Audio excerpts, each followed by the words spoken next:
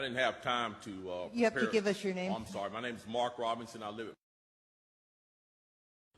That's right here in Greensboro. I've lived in Greensboro all my life. I didn't have time to write a fancy speech. I didn't have time to, I didn't have the resource of an English teacher to sit down and write a speech with at school today and be, brought over here or practice or anything. What I really came down here for is this. I've heard a whole lot of people in here talking tonight about this group and that group, and domestic violence and blacks, these minorities and that minority. What I want to know is, when are you all going to start standing up for the majority? And here's who the majority is. I'm the majority. I'm a law-abiding citizen who's never shot anybody, never committed a serious crime, never committed a felony. I've never done anything like that. But it seems like every time we have one of these shootings, nobody wants to put the blame where it goes, which is at the shooter's feet. You want to put it at my feet. You want to turn around and restrict my right, constitutional right that's spelled out in black and white. You want to restrict my right to buy a firearm and protect myself from some of the very people you're talking about in here tonight. It's ridiculous. I don't think Rod Serling could come up with a better script. It does not make any sense. The law-abiding citizens of this community and many communities around this country, we're the first ones taxed and the last ones considered and the first ones punished when things like this happens, because our rights are the ones that are being taken away. That's the reason why I came down here today. Gun show or no gun show, NRA or no NRA. I'm here to stand up for the law-abiding citizens of this community, because I'm going to tell you that what's going to happen.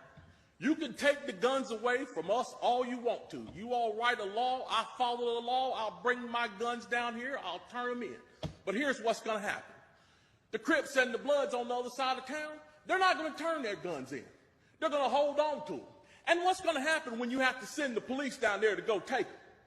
The police can barely enforce the law as it is. As what I see, we demonize the police, criminalize and vilify the police, and we make the criminals into victims. And we're talking about restricting guns? How are you going to do that? How are you going to do that when the police department's already hamstrung? You're not going to be able to go down here and take these guns from these criminals. So the criminals are going to hold on to their guns. They're still going to have them.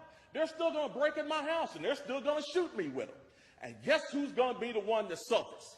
It's going to be me. Well, I'm here to tell you tonight, it is not going to happen without a fight. And when I say fight, I don't mean shots fired.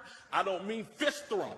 I mean I'm going to come down here to this city council and raise hell just like these loonies from the left do until you listen to the majority of the people in this city. And I am the majority. The majority of the people in this city are law-abiding, and they follow the law, and they want their constitutional right to be able to bear arms. They want to be able to go to the gun show and buy a hunting rifle or a sport rifle. There are no military-grade weapons sold at the gun show. An AR-15 is not a military-grade weapon. Anybody that would go into combat with an AR-15 is a fool. It's a semi-automatic .22 rifle. You'd be killed in 15 minutes in combat with that thing. So we need to dispel all these myths, and we need to drop all this division that we got going on here. Because the bottom line is, when that Second Amendment was written, whether the framers liked it or not, they wrote it for everybody. And I am everybody. And the law-abiding citizens of this city are everybody. And we want our rights, and we want to keep our rights. And by God, we're going to keep them, come hell or high water.